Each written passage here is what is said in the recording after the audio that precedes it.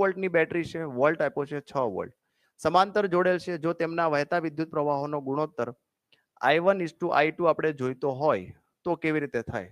ચલો, તો આપણે કાંઈ કરવાનું નથી, R1:R2 લઈ લેવાનું, બરાબર, એને રિવર્સ કરી દેવાનું. તો આપણી પાસે R નો ફોર્મ્યુલા છે, R બરાબર શું થાય સર? તો કે R બરાબર થાય રો L બાય A.